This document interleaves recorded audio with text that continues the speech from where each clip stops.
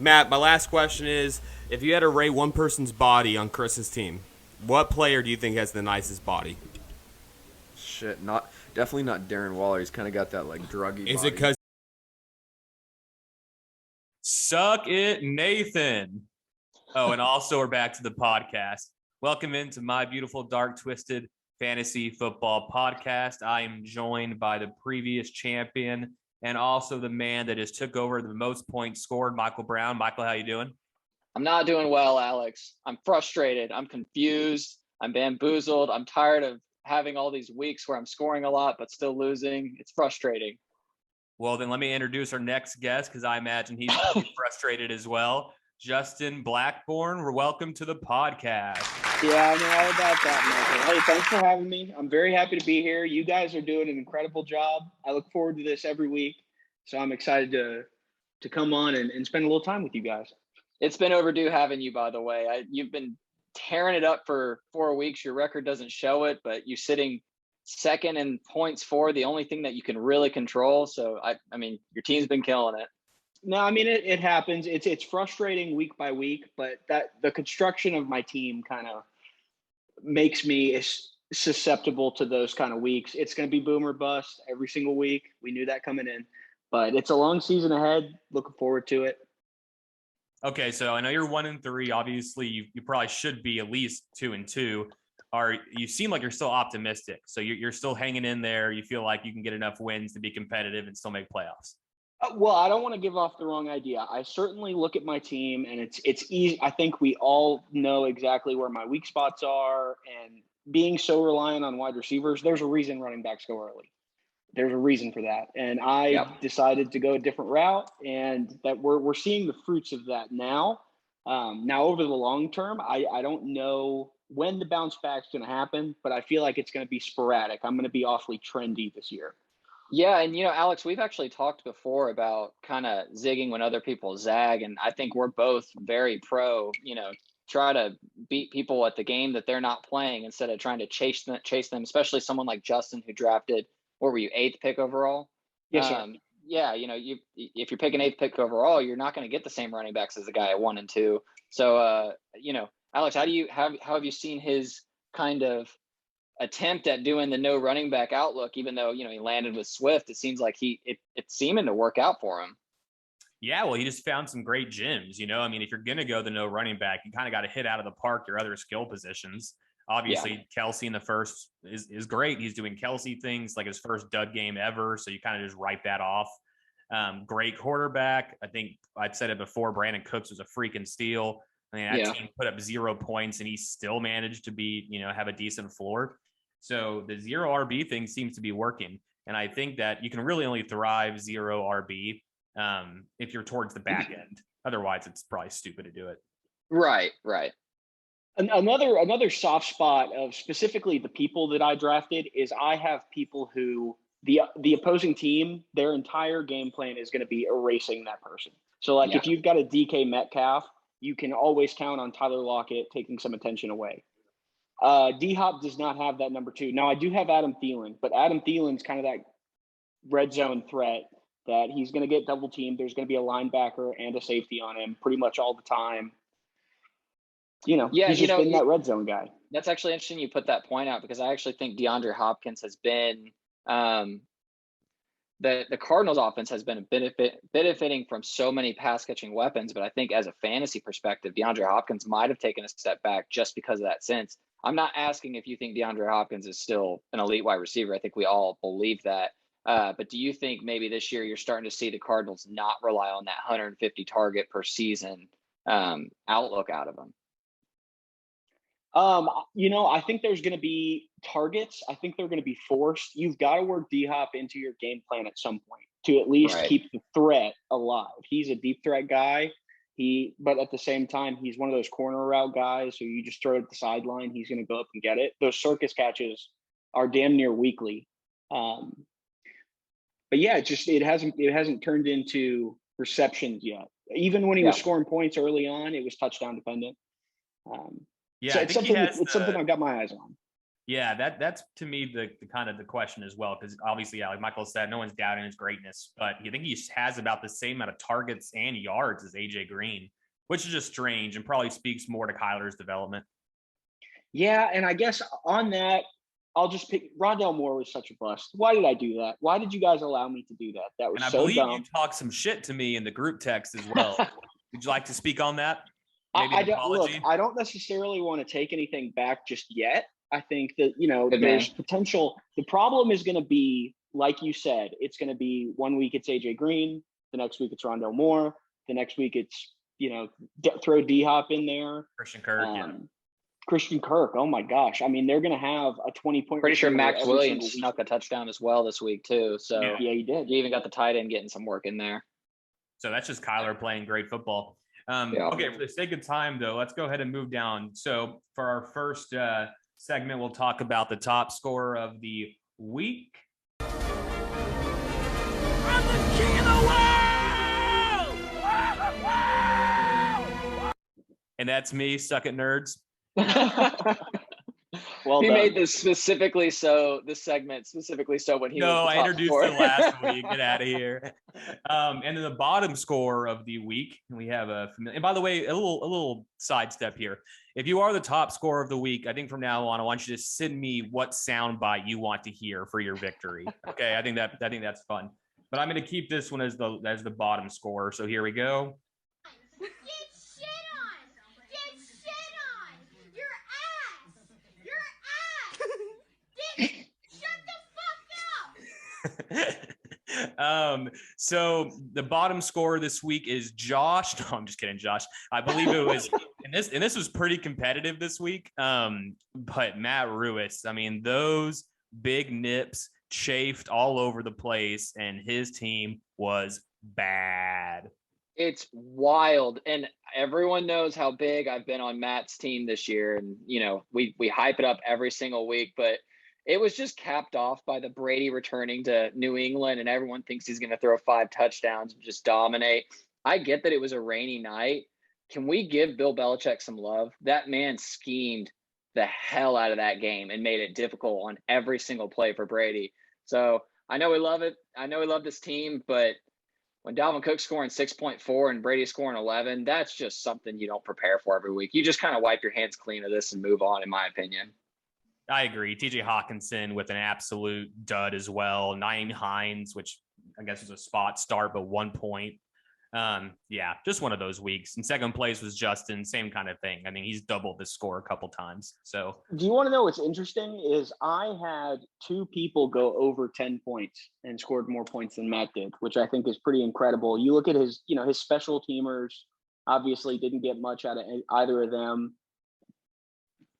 Naeem Hines, yeah, that's a dud. I mean, it's just he got decent production from who you expect to get production from, with the exception of Tom Brady and Dalvin Cook. But to turn it back around on you, I will say Josh Allen got you 24 points and you still only got 88 points. So yeah, these are wash weeks, and everyone's going to have them. It's just you move on from it. Yep. The days of people just having an unbearably dominant team, I think in our league, you're just not going to see it anymore. You're just not seeing these crazy trade rate swings. Okay, but Justin lost. And then so that leads us to CJ. Got his 4th win. So congratulations, CJ. He's undefeated. Michael, you put a pretty interesting stat in our show doc here about the average points for CJ. Talk about that a little bit. Yeah. The average, and I'm pulling it up right now, the average opponent point per game CJ plays, we played 4 games. They averaged 92 points a game versus him. So his competition isn't even breaking 100. Now, that obviously shows that he's clearly dead last in points against. He's the only person under 400, and he's sitting at 368 total points against him.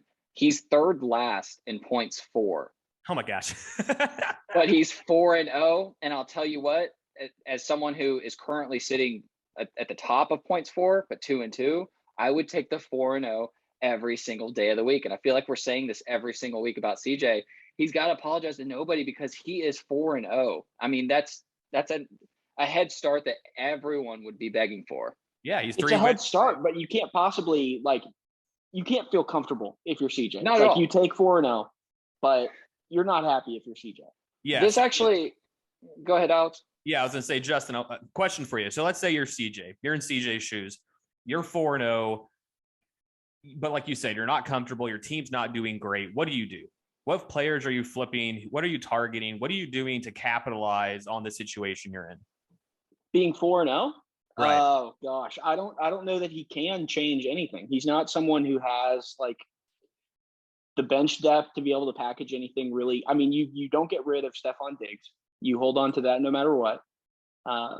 Jonathan Taylor, I mean, that's a solid RB2. I don't know that you're going to be able to flip Marquise Brown and Dalton Schultz into something that's going to be better than Jonathan Taylor and be able to make up the production that you're getting from them. Like, Marquise Brown, 13th best receiver in fantasy, Dalton Schultz at 3. These are people like, sure, you can get rid of them, but are you going to flip anything on this roster for improvements? I don't know.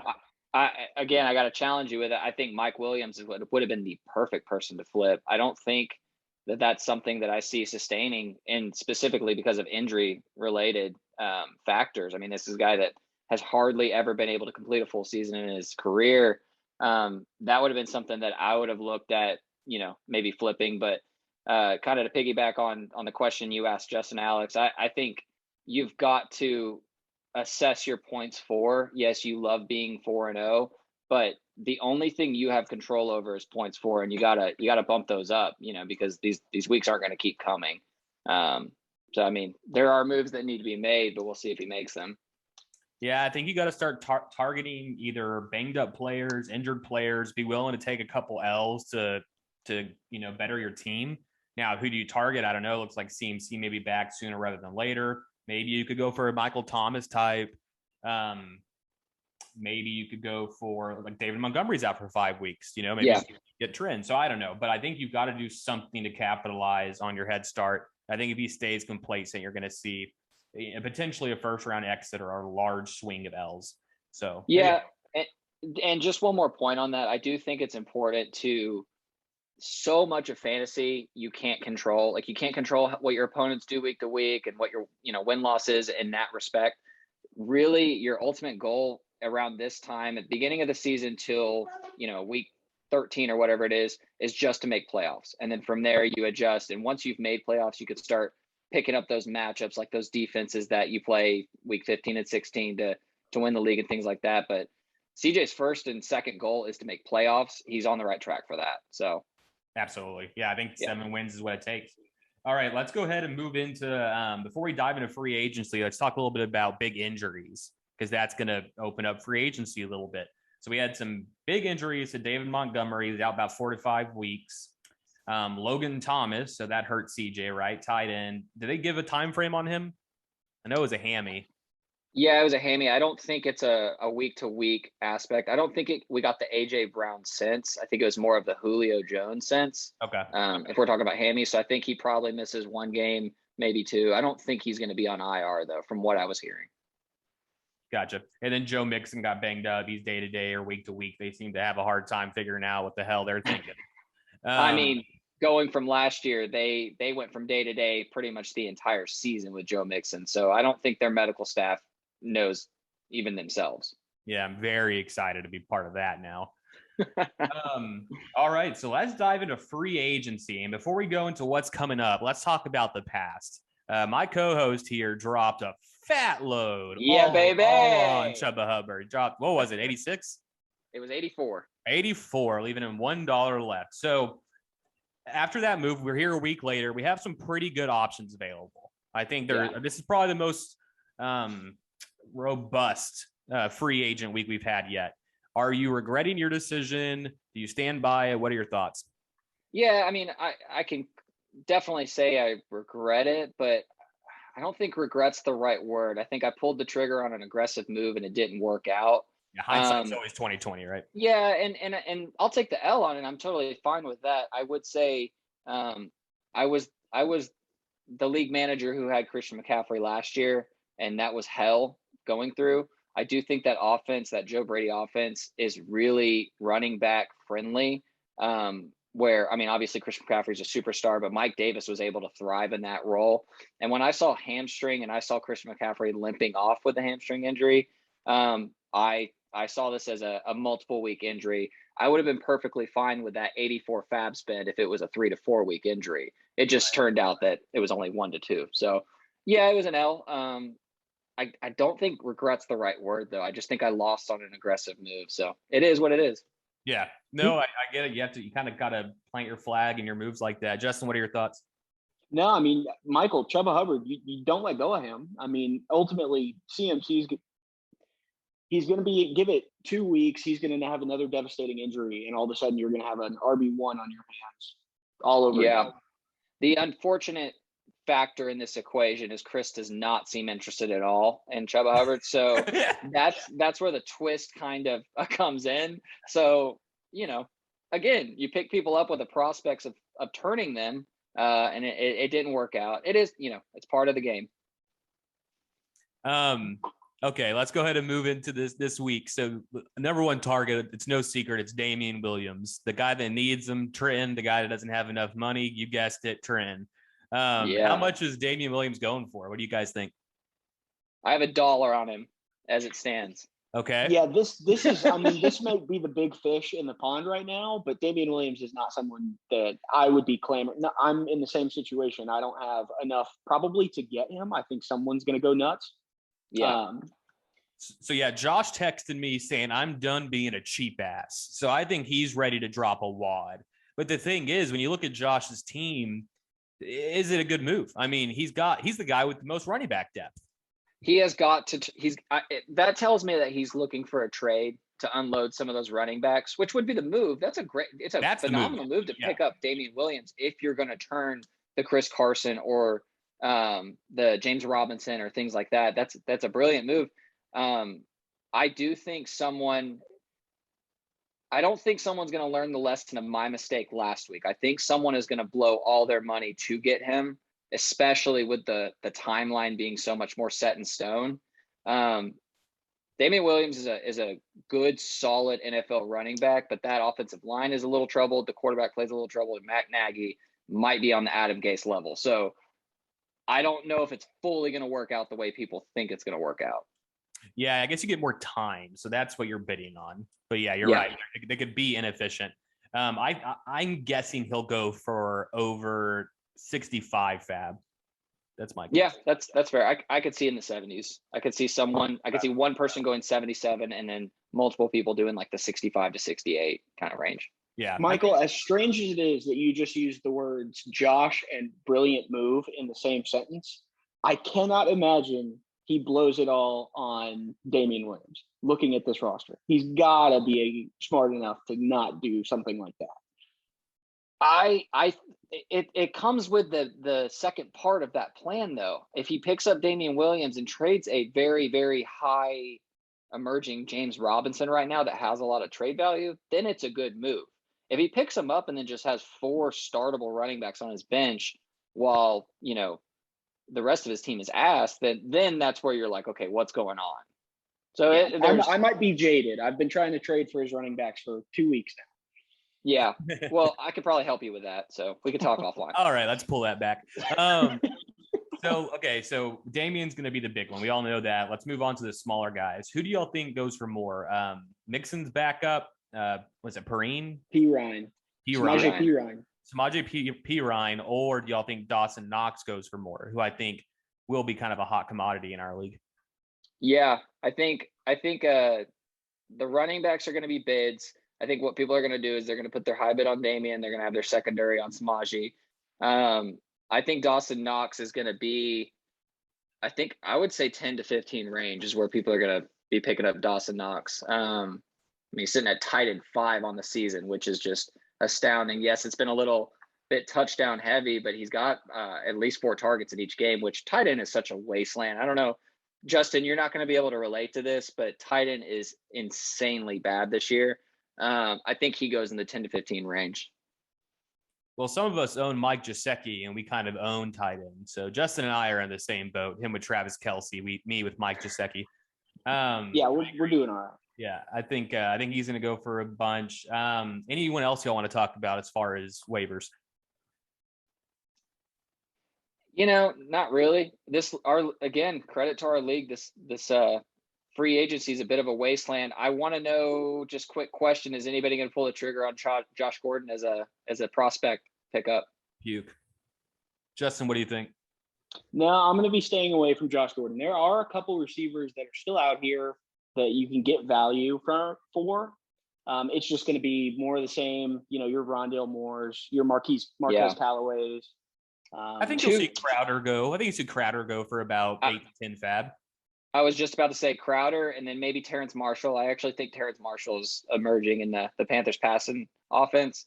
But yeah, I think Jameis Crowder, he's not going to be the guy that we saw 2 years ago, but I do think he's going to get you that 10 points every week. If you have an injury on a receiver, you just throw him in your flex play. 10 Boom, points. Yeah. PPR flex. Yeah. Yep. Okay, let's move on from fab. Recent trades. I don't know if we had anything other than Trenton and I's trade. Was there anything else that I'm missing? No, but I mean, that was a blockbuster trade. That might have been the biggest trade of the year so far. Big names. Yep. Obviously, you want to kind of walk us through some of your, like, how it started, the origins of it, how you're able to get it through. I think I've been on record saying I thought you walked away the clear-cut winner. I wouldn't necessarily call it a trade rape or anything like that, but I think leaving with Tyreek Hill and Joe Mixon was pretty heavy win on your side. Yeah, so I tried to push it through without Andrews, and then he wasn't having it, and then so I didn't want to get rid of Andrews because tight end's such a barren wasteland, and he at least gives me about 10 points. But I offered Andrews. I asked him to throw in 10 fab, which actually ended up being a pretty pivotal part of the trade with this waiver going on. Yeah. And then he agreed to it. My goal was to sell high on Cup. I do believe Cup could be a top 5 receiver, but I know Tyreek will be. So it was just more of the guaranteed asset for me. But yeah, I think to put in a similar trade terms, I actually sent DJ Moore for Stephon straight up. Didn't go for it, but I was trying to at least work something in where maybe I do DJ +1 or something like that. He wasn't able to do it, so there is an art to selling high and getting one of those guys, and this should be kind of like. Because I would have, if I'm CJ, I'd take that trade. I think I'd rather have, now I'm in love with DJ Moore, but I think I'd rather have DJ Moore than Stephon Diggs. Justin, where are you at on that? On Stephon, well, I mean, if you're asking specifically about Stephon Diggs, I'd love to come for the stack, but objectively, without your Yeah, I mean, so Alex, I think this trade went really well. I'm happy for you, is all I'll say. Well, that's not really what I was asking you. I was asking you who you why prefer. don't you pay attention? Stephon Diggs or DJ Moore? Stephon Diggs. Okay. If you're just looking for an answer. No. All right. So let's move out of, well, I put in the show doc here, Big Ben sucks. My God, does Big Ben suck? Have y'all seen this guy and how much he sucks? Do we have to talk about this? Yeah, he stayed 1 year too long. And it's honestly sad to see because he's a Hall of Famer. I mean, he's a Super Bowl winning quarterback. He's been phenomenal. I don't think people realize Pittsburgh's offense with the Le'Veon and the Antonio Brown era, they were dominant. And it's just sad to see him be a shell of himself. What's sad is guys like Ben Roethlisberger, they want to go out on the shield. They want to go out on top. And then he is not going to get that at all. He may not make it to the end of the year. No, there's rumors about Haskins starting, which is, I can't imagine that much better, but who knows? Wild. Okay, let's go into our week 4 winners and losers. We're going to start with CJ versus Matt. We already talked about it a little bit. CJ pulled out a win. Matt was our lowest scorer this week. Michael, I'll let you take this matchup. I know we covered a good amount of it. Anything else you want to add on it? Yeah, not too much. CJ won with 107 points scored. That being 35 points came from Dak. He had a lot of he had a Logan Thomas injury. And the Saints defense is not a bad start, even though they scored -3 points. You can't game plan for that. Matt's going to bounce back next week. I'm not too worried about that. Dalvin Cook has got to get healthy and running like he usually does, though. There really isn't too much to say about this. This was probably the garbage can matchup of the week. Mike Williams came back down to earth. Do you still think he'll be a bona fide wide receiver 1, or you think this is more of what we'll see from him, a little up and down? I think he's got a floor of like a low end receiver 2, and then he still has upside. I mean, he was a top 10 pick. He's a Clemson superstar. he's a good receiver. No one's questioning that. I worry about the health because he hasn't shown to be able to stay healthy. Yeah. Justin, anything you want to add on this matchup before we move on to the next one? No, I'm happy to get production from Jonathan Taylor. That's what you're looking for. So you can hang your hat on that, even though he didn't have a big week either. When Matt's out here scoring 84 points, glad to take advantage of it. Got to get better, CJ. All right, next matchup, and I'll lead here. So we had Chris versus Justin. Sorry, Justin, you took the L here. We all, I think last week on the Pick'em, all took Justin to win. You know, talking to Chris, he struggled having to do trades all week, decided not to ultimately. And I think it worked out for the best. I mean, he's able to grab a win with CMC out. That's crazy. Obviously, you just have an outrageous performance out of Cordell Patterson. Nonsense. It's ridiculous, dude. And then it's like consistent. So you have to start him every week, right?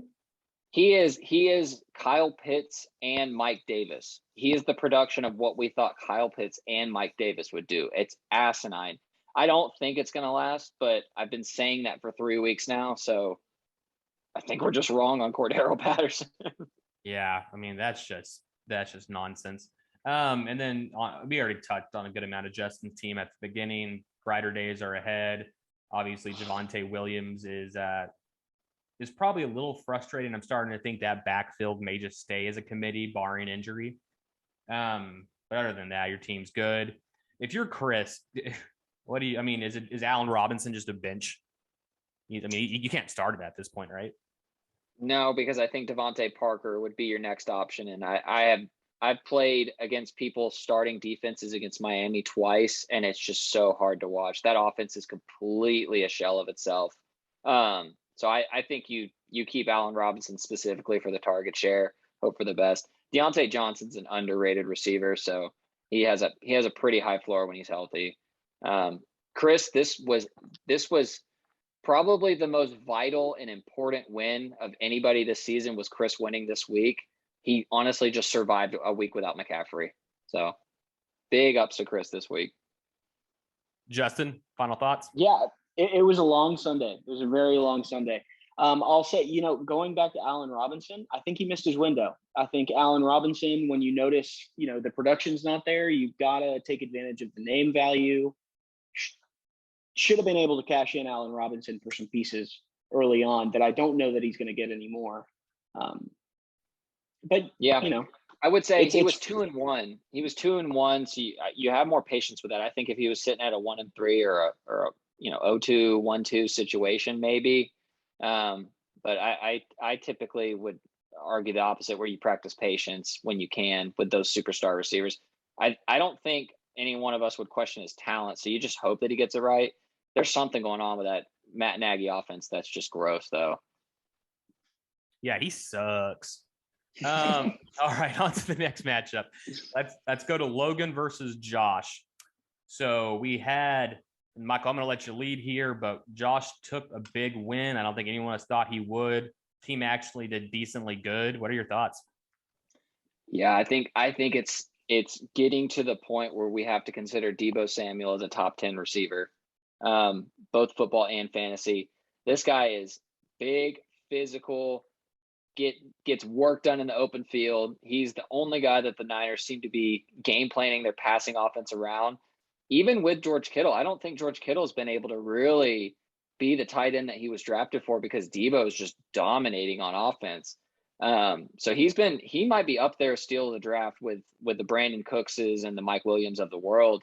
Robert Woods got a return to form, albeit it was kind of a garbage time touchdown. That counts. Fantasy doesn't matter to any of us. Kareem Hunt, still a flex play. I think you don't even have to question starting 2 running backs from Cleveland, because they're both so productive. Going over to Logan's, that Leonard Fournette, so that Patriots game, this might have been a lot of just because of conditions with the rain and the Bill Belichick defensive scheme. Those dump offs to Leonard Fournette add up, and Tom Brady was targeting him over and over and over again. I actually think Fournette's a pretty sneaky play going forward, especially with the lack of trust that they have in Ronald Jones. Derrick Henry plays Jacksonville next week, so he may go for 5,000 yards. I don't know if either of the receivers are playing, but that scares the hell out of me that I'm going to be playing him. Logan just kind of had what we said about Justin and Matt. He just kind of had a dud week. And I think, Alex, you and I are a little bit different on our opinions of Logan's team. But I mean, CeeDee Lamb's not going to ever score 3.3 again. Giants against New Orleans got him -1. I don't think that was necessarily a bad play.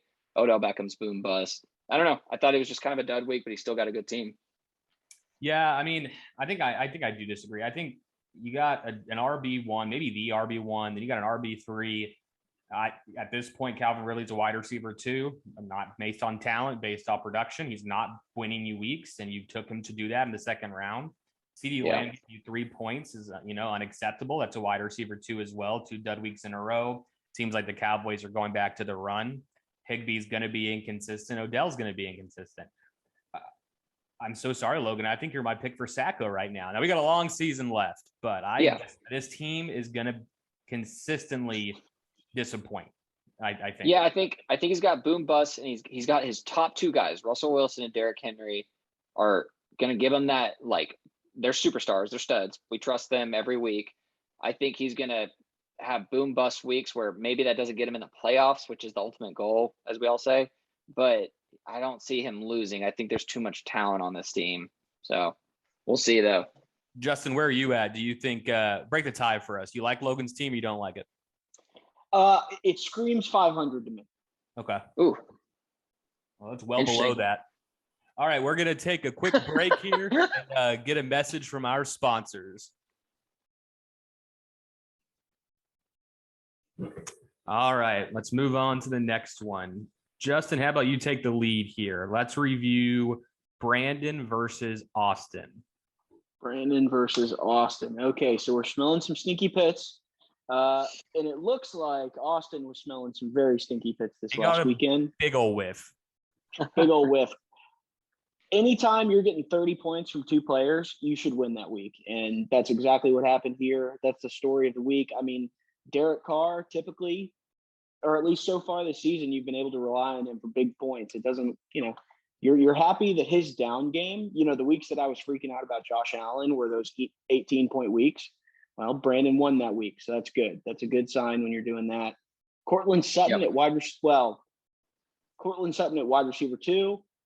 You've got to be worried about that. I don't know that you're ever coming into any season with Teddy Bridgewater as the guy that's throwing you the football. You're not super comfortable about that. And then this has actually been a season-long debate that Alex and I have been having, is the Bronco offense, like with Judy coming back, Noah Fant, like what does that offense look like? If you could pick one guy out of all of those, all of them healthy, who's the guy you're really rolling with? It's not Courtland Sutton, I'll tell you that. He's probably the guy in that offense that I'm least sure of, except for the guy that I have, Javonte. But Courtland Sutton at wide receiver, and I don't know, I may just not think very highly of him in general. But Terry McLaurin, I mean, that's a guy you can count on. That's a guy that Washington football team roster. I think everyone here knows, because I was hammering it pretty hard at the cabin. I was a big believer in the Washington football team. I think with Tyler Heineke, they're still going to put up points. 30 points isn't something you can, count on it week by week. But let me piggyback on that for a second. So one thing, I did like to watch the football team going into the season. Terry McLaurin, I thought, was being overdrafted because I was worried that they were going to be a defensive and run team. Really doesn't seem like their defense is very elite. So you're actually able to get a good amount of production out of Terry. So obviously Terry's really talented. Heineke seems to be a capable quarterback. You think this hurt Austin's soul a little bit, getting beaten by the player he traded to the Stinky Pits? Yeah, that had to be tough, but it was also a move that Austin, pulled the trigger at the time. He had AJ Brown in return that he didn't get to push back onto Brandon, so that was just an unfortunate situation. I will say, I think everyone was pretty high on Washington. I was actually pretty down on Washington at the start of the year. The one good thing I will say for Terry from a fantasy perspective going forward, I really don't think there's much drop off from Taylor Heineke from Ryan Fitzpatrick. I think people were massively overhyping Ryan Fitzpatrick, and I think the quarterback play is still going to be below average, but man, the target share for Terry is just phenomenal. So he's sitting pretty. Yeah, I agree. All right, Justin, sorry to cut you off. Keep it going. No, I'll just say props to Austin. Big waiver picking up Jared Cook, the scraps of that trade that you made, Alex. His Turned that second into 19 highest points this week. his second highest scoring skill position, Jared Cook. Yeah. Well, I mean, Justin Jefferson, you can count on. 21 points from the Bills defense. Austin, you had a good week. 121's not going to. Yeah, real quick, I do want to touch on this. Alvin Kamara, I think I'm hitting a slight panic button on. This is a question someone big time. Really? Yeah, someone asked me 2 weeks ago, a week ago, if I was hitting the panic button. I said no, the talent's too much there. Specifically because no Latavius Murray to take a lot of those just ugly runs, and no Tony Jones now to take some of those. So they're making Kamara, which this is not his skill set as a bell cow back. Kamara, he's always thrived on the 12 to 14 carries, 7 receptions, still gets his 20 touches in different ways than your typical bell cow. He's running it up the middle 20 plus times a game, and it's eliminating his pass catching offense. I think that's very scary. I think that offense is completely different than it was with Drew Brees. And I think, I don't know if you can sell him because I don't think his trade value is super high right now, and you're going to have to keep him because he's too talented for what you'd be giving up. I'd be scared of our Austin with Kamara. Yeah, so let me talk about Kamara a little bit. So you have obviously devastating performance. You hit Washington this next week, decent front. So you're kind of worried about that. Yeah. Bye week. So that's, you don't even get him there. Then you have a couple of tough matches. They're in the division with Tampa Bay. You get Tampa Bay in week 8. You get Buffalo in week 12. And then you get Tampa Bay again in the first week of playoffs, which I don't know if he'll make it at this point. But more importantly, first week of Sacco, for him, based on his current trajectory. Yeah. I'm very worried about Kamara. As someone who has playoff aspirations, I would be looking at that playoff schedule too. So that makes that trade value just impossible to maneuver with. You're not going to take him week 15 versus Tampa Bay. You're not going to. No, I know. And that's where I don't know where Austin's and we all know what it is. He doesn't trade Kamara. I mean, that's his pick. He's got to kind of stick with him because the value is just not going to be there. That's a sticky situation to be sitting in though. Yeah. Justin, you think differently? No, I'm with you. It kind of reminds you remember He's Still Bell. Oh God! Reminds me a lot about that situation. He's still Kamara after all. I think Kyler's. If it weren't for Kyler, I would like to know what Austin's point total would be. It would be pretty rough. How about Brandon Ayuk playing a cruel joke with 14 last week, making everyone think he may, bounce back from an awful season, right back to it. Can't count on that guy. Is he droppable? Oh, 100%. Okay. I actually am an Ayuk believer, just not playing devil's advocate, but I do think that offense needs to be able to support too. I think Debo, I touched on it earlier, my thoughts on him, but I think Ayuk is talented, his first round pick. I think that offense has got to find a way to get him a little bit more involved. Okay, before we move on, I'm going to ask y'all one more question about each player. I think Brandon's a little bit in quarterback hell right now. He's kind of juggling mediocre quarterbacks. If you're Brandon, what do you do? Daniel Jones. You go get Daniel Jones and you start that guy. Yeah. So this is interesting. This kind of touches into some inside. I've been trying to trade with Brandon. I think Brandon's a little upset about my block of what he tried to do with Justin a couple weeks back. But I've been trying to send him Jalen Hurts and Dallas Goedert for Kyle Pitts and either of the quarterbacks that he doesn't like. So it'd probably be Kyle Pitts and Derek Carr. And he's turning that down, which I understand. Like, he thinks highly of Kyle Pitts, and that's obviously what I'm trading for, is kind of a tight end that I know will get a good target share. He's turning down the QB4. Has he had a week where he's had a quarterback get over 20 points? I don't know. And I think that probably is a fair trade on his part. And I'm not a big believer in Kyle Pitts. Once again, not a talent issue, just on a fantasy issue, rookie tight ends. But he's, I'd rather have Jalen Hurts and just know you have a plug and play than have to constantly deal with making the wrong choice. Yeah, I kind of was a little like, honestly, I was trying to get him to change his fucking name, but I was making that trade just for that, but he's not taking it. So I'd like to have on the podcast that kind of blew it on that trade, to be honest. And then here, Justin, you can take the lead on this next question. You're Austin. Are you rolling with Damian Harris? Or are you plugging in James Conner after 2 weeks in a row of a couple tutties? I think you've got to roll with James Conner. I think that's an offense you can take advantage of right now. 30 points a week. A lot of that's going to happen over the air. But, if you've got their bell cow, if I know Chase Edmonds is going to get his carries, but James Conner's that guy on, 2nd and 6. He's the guy who's going to take the ball up the middle and try to get short yardage. So, there's potential there. Damian Harris, I don't think I've ever started a Patriots running back. I think I am all the way out on that. I think I traded you LeGarrette Blount a few years ago for Melvin Gordon. I don't remember it though. Who did you give me Melvin Gordon in a while? Okay. And then Michael, any different opinion on that? Obviously, starting Damian Harris versus the Tampa Bay front was stupid, but opinion. Yeah, for his defense, it was either that or James Conner against the Rams defense. That's a good point. That's a good point. So absolutely. So he was in a tough spot. I actually think going forward, I would lean more on Damian Harris just because more touches. And there's something about James Conner I can't trust. I actually think Chase Edmonds has looked phenomenal this year. From a football standpoint, I think he's going to start getting more of the carries and more of the work. I actually lean more on the Damian Harris side just because his strength's not running backs, and I think Damian Harris gives him that better floor. All right, let's move on. Next matchup, we're going to go Michael versus Trenton. And I'm going to take the lead on this one.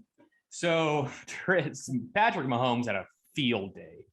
They are stat patters. They're stat patters is what they are. That last touchdown that was thrown to Tyreek, and I know you know exactly as a Tyreek Hill owner, you know exactly which one I'm talking about.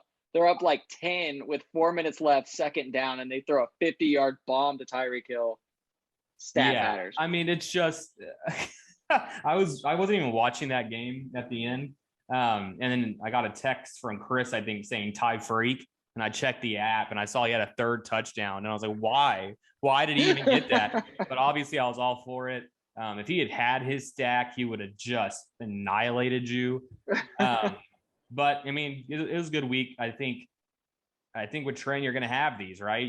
When you have 2 rookie wide receivers starting, you're going to hit some duds. David Montgomery is out. Josh Jacobs is always very underwhelming for fantasy, in my opinion. So I think you're going to see some darker days ahead for Trenton, but obviously having a quarterback like Pat Mahomes is big. I'm going to give you props, Michael. You've consistently put up 4 really good weeks. Your team looks strong. DJ Moore was a steal. Obviously, tight end's the weak spot. And it looks like maybe those running backs are coming to fruition. Saquon, I think Antonio Gibson, you're going to have a little bit more variance. I think I'm starting to be pretty jealous of that Saquon steal on the late 1st. Jason Garrett likes throwing to the running back. He likes using the running back.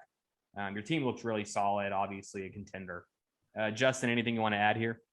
No, I totally agree. Michael, I think you've got a well-rounded team. Well done. All right, rough week. Patting each other on the back. I will say, go for it. The Devontae Smith play was a real bummer for me. He actually had Chase Claypool in his lineup to start the week, and then he eventually was out. I was rooting for Claypool to play. I had a feeling there was going to be a lot of garbage time points with Devontae Smith. He actually had a deep touchdown that got taken back, but he almost had a 25-plus point game off that touchdown. So Devontae Smith was feasting off Kansas City. I think if anybody has receivers going against Kansas City moving forward, they are must-starts because that defense is atrocious. Yeah, and the Bills play him next week. It'll be a fucking field day. Hey, I'll tell you what. You were saying dark days ahead for Trenton. You take a look at that bench. He has got real potential. Jamal Williams has had some big weeks. I think that's someone you can probably play in a tough spot. Darnell Mooney. He's got 3 backup running backs. He's got 3 backup running backs that he's going to have to start. You have to choose between Peyton Barber, who I guess you're not going to start with Josh Jacobs, J.D. McKissick, who I don't think started. Got value. And he's got value, but not – would you start him? In some weeks where I know Washington's going to get blown out, I actually might. Okay. And in a tough spot, you could do a lot worse. I agree with that. That's a good point. Yeah. But I don't think okay, so Darnell Mooney, I will stump for Darnell Mooney now that they have a quarterback who can throw over 30 yards. That may pay off now. I will say Trenton's pretty much a lock for playoffs with Patrick Mahomes. Really? Yeah. I mean, 3-1. I think you could be right. All right, let's move on to our last matchup of the week. It was me versus Nathan. Anything y'all want to talk about there? I mean, Alex has put up back-to-back strong weeks after starting. Was your second week good? Did you have a strong second week? I was the highest scorer second week. Last week I did 140-ish, I think, and you beat me. And then this week I was highest scorer. Week 1, however, I did put up a nice 88 burger. Okay, so that was clearly an anomaly, and we all knew it was going to be that with the Packers stack, just them not showing up that week. You upgraded on your receivers when you had the two best. Now you have the two best receivers in football, which is got to be fun to watch. A little to the point where it might be arousing. The Joe Mixon injury is going to be something to monitor, and I mean, you're going to be the big player this week in the free agency, and you have to be because that's clearly a glaring need. I think Justin and I are both probably the best two people to point to Gesicki being a roller coaster. Good luck with that one. I don't think it's all Brissett. Once Brissett's gone, I'm back to hell in tight end. Yeah, so I mean, you may even drop him next week. I mean, even with Brissett, the guy has never been consistently relied upon, and I'm scared that you're going to see his one good week and think that it's more going forward. But yeah, another strong week. You honestly put up a lot of points without the kicker defense, which usually that kind of fluffs some of the scores. Looking over to Nathan's team, Zeke is returning to form, and I think it's kind of laughable that people doubted him in the first place. That Browns defense is actually phenomenal, and Lamar Jackson really no running game besides him, kind of putting the team on his back. I started Denver's defense against Baltimore because he was dealing with a back injury, and I just saw, they've been killed with injuries, and I thought it would actually be a good play. Lamar's a freak, man. He needs to get the respect he's deserved. Yeah, I think I agree on all that. Guys, what do I do about Tyson Williams? Do I drop his bitch ass? Yeah, he's droppable. He was a healthy scratch, wasn't he? Yeah, ridiculous. Yeah, he's droppable. And then was it a weird move for him to start Christian Kirk over Tyler Lockett, or y'all agree with that? No, I don't agree with that one bit. That Justin, weird. You want to touch on it? No, there's not a single week where you start Christian Kirk over Tyler Lockett.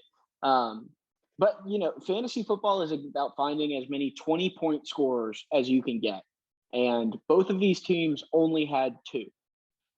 And one team won by 60 points. So, that's an incredible spread there where he had 2 20-point scorers. You had 2 20-point scorers. It's just your 20-point scorers. One was 47. So, Let's fucking as spread as this was, I don't know that, there's no reason to panic over on this side, except for, your obvious George Kittle. But get Tyler Lockett in the lineup. What are we doing? No, I do think I panic for Nathan's team, not because of the players on his roster, but the lack of willingness to move on Nathan's behalf. I think Nathan's got several good players and a lot of moving pieces that he could use. I worry about the management style of just holding for dear life and just not making any waves. I think it's going to come back to, I don't think it's going to bite him. I think it's just, he's going to sink to maybe a playoff appearance but not a contender kind of thing. So we'll see. How is Gronk still on this roster? Well, now I don't think he can really, I actually agree with holding him now while he's hurt and then trading him once he gets healthy again. But I think we've all talked about how it should have been done before.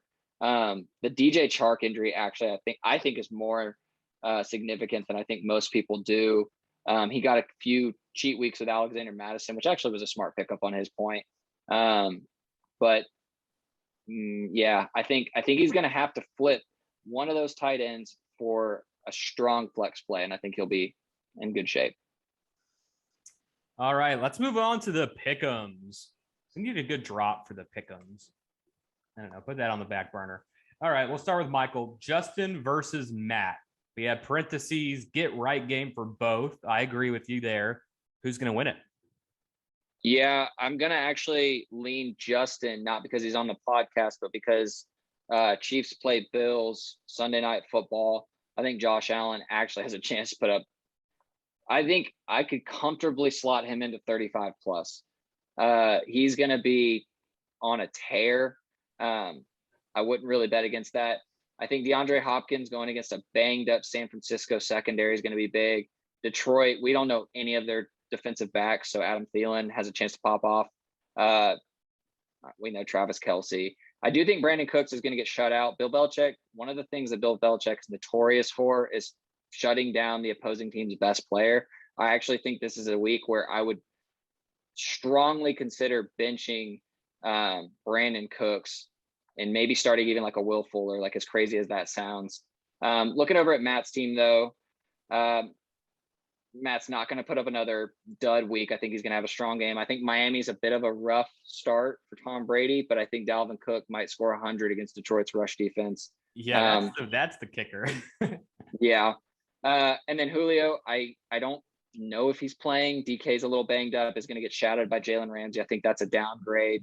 Mike Evans, boomer bust, going to be shadowed by Xavier Howard.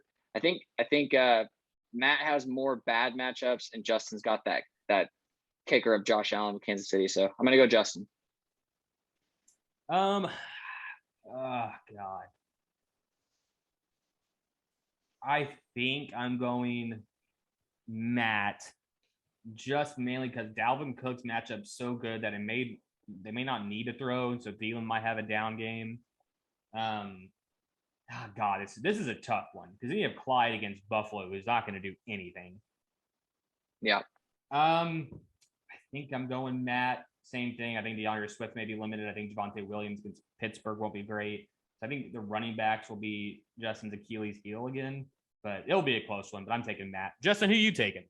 Yeah, well, I'm gonna go Matt. God! Have some I'm glad that someone what is mentioned. wrong with you? No, you don't get a pick anymore. I'm glad that someone mentioned Dalvin Cook. I think any points that Josh Allen's going to put up, Dalvin Cook's going to match it by himself. Tom Brady's going to be dropping 70 points on Miami. The thing is, Julio's got to be Julio, and Mike Evans has to be Mike Evans. And if Tom Brady has a big game, that speaks well for Mike Evans. But we all know, I think by now everyone's had Mike Evans on their team. As often as that guy gets traded, he has weeks where he's just not in the game plan, it seems like. And you go over to the other side, Brandon Cooks, that's a tough start against New England. That is no reason for optimism there. Javonte Williams is basically shouldn't even be on a football team. He's awful. DeAndre Swift, it's just, you go through this, matchups aren't great, fellas. Matt's matchups are significantly better. This is a man that's sitting in the I just took an L hole, and he's having a hard time digging his way out. Yeah, that's gross. I don't like that at all. First time ever. If I had been on last week and if I had won last week, I would have gone full heel. You would have seen Justin make a full heel turn, but I'm sitting. Your second point scored. You can be plenty of a heel. Well, I'm trying to stay humble. 1-3. Well, yeah, you should be bragging about 1-3. All right, let's go ahead and move on to our next matchup. Let's go to Austin versus Chris. Justin, I ended with you last time. I'm going to start with you this time. Who's taking this win? Well, let me catch up real quick. We're going Austin and Chris. Austin and Chris. Yeah. Okay. Michael, you go ahead and take it. I'll let Justin. Okay. Okay. Got it. Yeah, I'll go ahead and start it. Kyler going against banged up San Francisco secondary. I talked about it earlier. He's still, I think, could be considered the MVP pick of the year. I think Washington's defense didn't really show that they're all that great coming into the year. I think their rush defense actually is still pretty strong. Kamara's going to have hopefully a bounce back game. Damian Harris returned to form with Houston. Man, Austin really needs A.J. Brown to come back to have any real shot. I actually think Chris starting Sam Darnold against Philly is not a bad play at all. I don't think I can expect 20 points from Cordell or Patterson, but I actually think he's a legit play moving forward. It's kind of crazy starting Zach Moss as well. I'm not sure about that pick just because I think it's going to be just an air raid attack going forward in that game. Chris has Darren Waller, which I think is going to kind of flip this in his favor, and then Corey Davis against Atlanta is strong. I'm taking Chris on this one, and it's crazy to say because if he can go 2-0 without McCaffrey, oh boy, we need to watch out. But yeah, I'm taking Chris. I'm taking Chris too. I agree with all your points. I worry about Damian Harris, even though he's playing Houston, but he could have a big day. Same logic about Adam Thielen. If AJ Brown's out, he doesn't have a chance in hell. Jared Cook versus Cleveland, I think he'll bust. And the fact that you even have to start Henry Ruggs is just the worst. Justin, any thoughts? If I'm handicapping this game, it's Austin minus 30. I think this game is not going to be close. I think Austin's blowing him out. Austin's going to run away with this one. Oh, wow. Okay. Yeah. Why? Yeah, give us some context into that. Why? Okay, so just quarterback matchup alone, Sam Darnold has looked pretty good, but we can all agree he's no Kyler Murray. Kyler Murray is going to consistently get you 30 points every single week. Alvin Kamara, against that, you're right. They do have that strong front. They're going to be bringing pressure, talking about Washington. I think that lends itself well to Alvin Kamara's style. He's going to get out on the edge. He's going to be in the screen play, in the bubble play. Damian Harris, I'm not going to die on that hill. It is what it is. But Justin Jefferson, I'm betting on a big week from Adam Thielen. And I just think that Detroit defense is susceptible to wide receiver domination. AJ Brown's a good point. It's fine. He hasn't been the AJ Brown that we'd expect. I wouldn't worry. Not Jared Cook, not going to happen. Henry Ruggs, it is what it is. But I don't see a single player on Chris's team that would start on a good team. Okay. All right. So we have a difference in opinion there. Let's move on to our next pick'em. I'll go first. We have Josh versus CJ. I'm not going to be the guy that votes against CJ. F that. So I'm taking CJ to win. He's got some good matchups. Dak will probably eat against the Giants. Stephon Diggs will have a day against Kansas City. He may be the number one wide receiver on the week.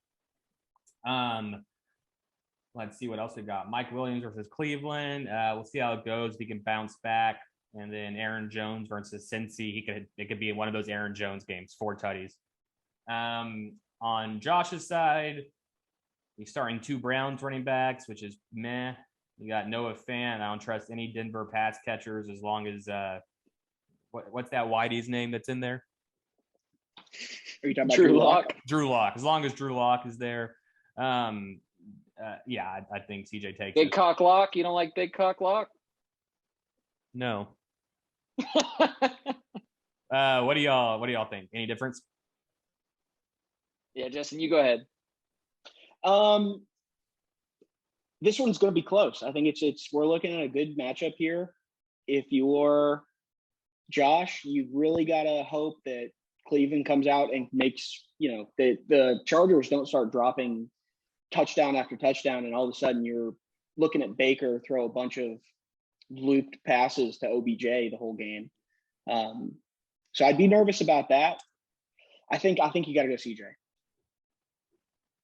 This one is the one that I think I've been the most torn on as far as pick'ems go. I was leaning Josh at the beginning of this conversation, specifically because I think the one thing the Chargers are weak at, especially with Kenneth Murray being out, is their rush defense. Their run defense is susceptible. When you got Derwin James and Asante Samuel Jr. in the secondary, obviously that's going to be the strength of your team. I think Nick Chubb is actually going to be in store for a big game.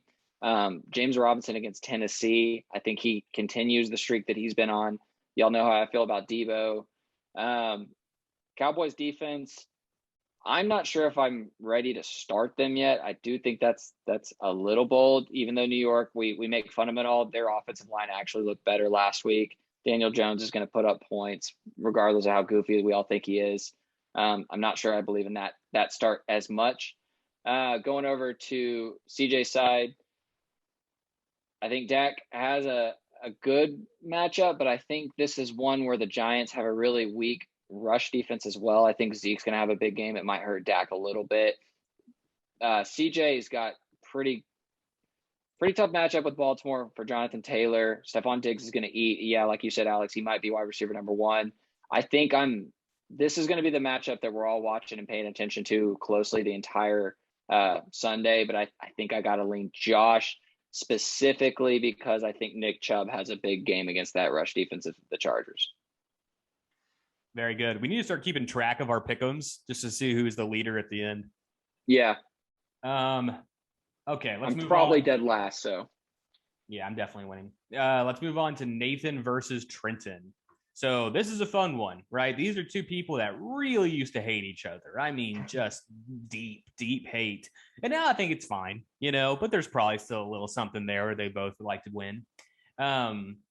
So I think I'm taking Nathan. I think his team looks better to me. He's got to find a better flex than Waddle, obviously.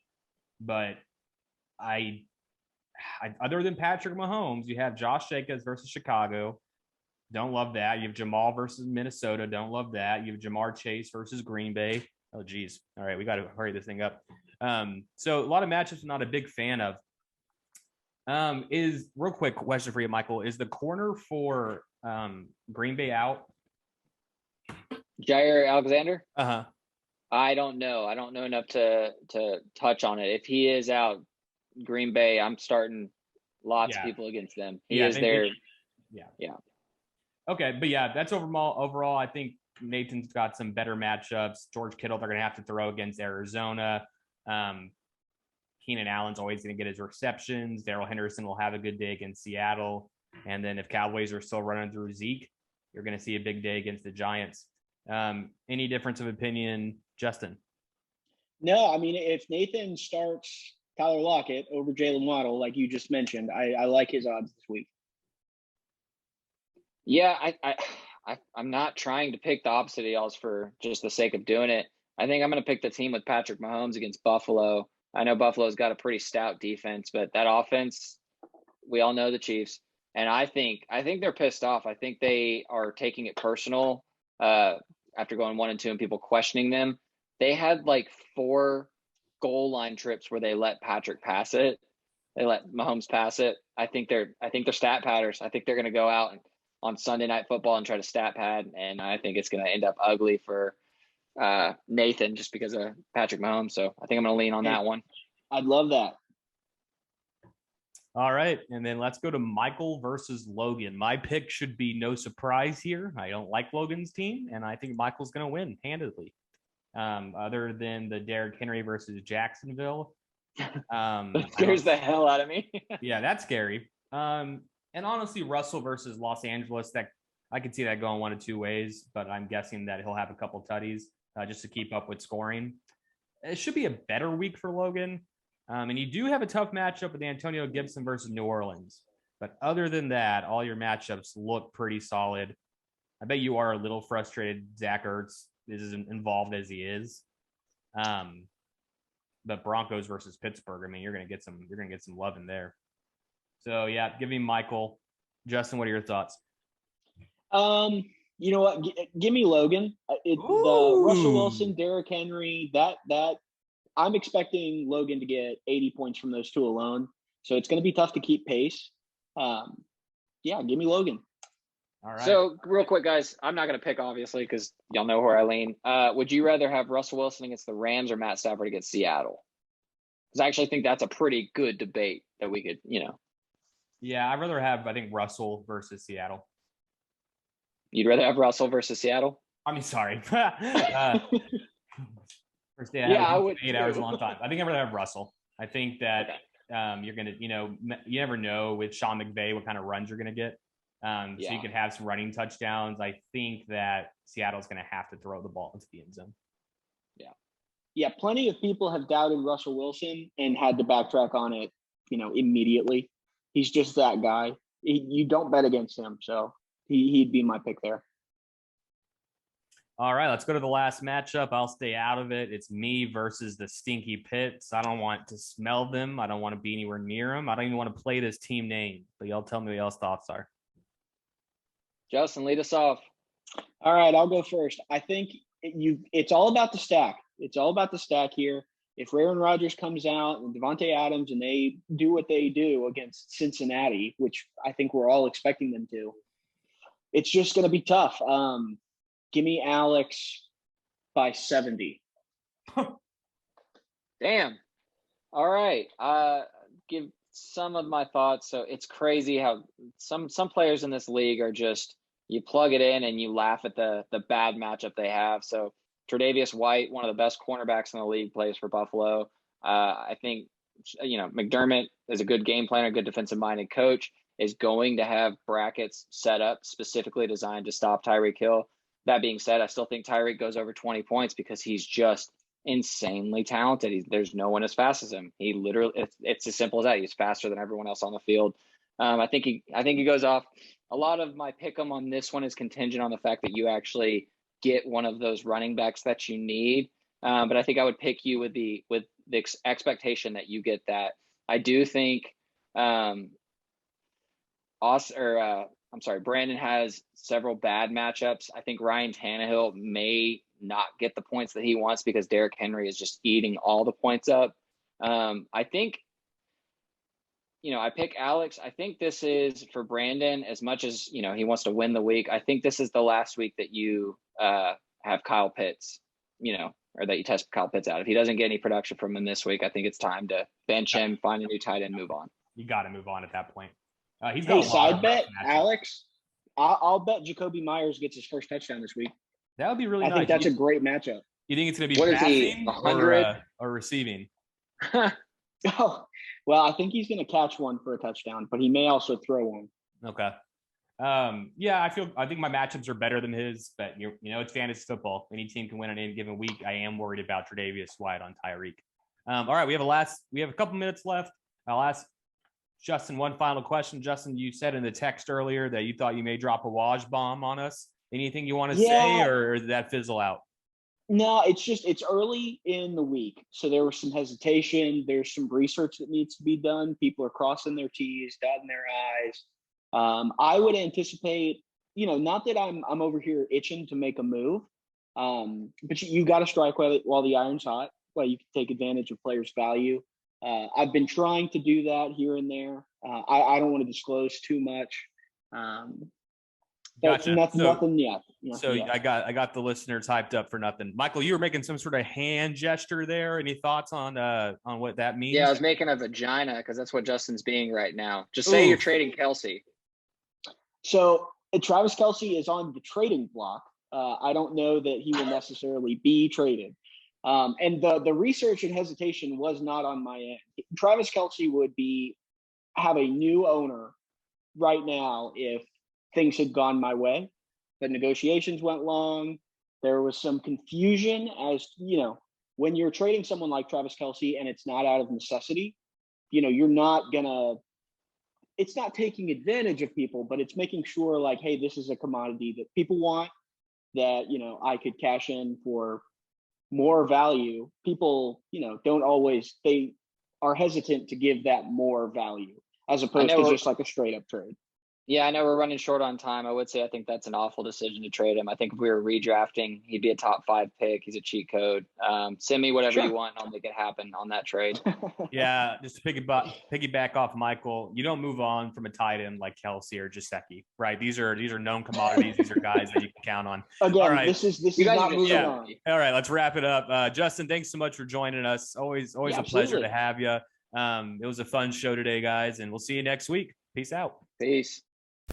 And I'm signing off on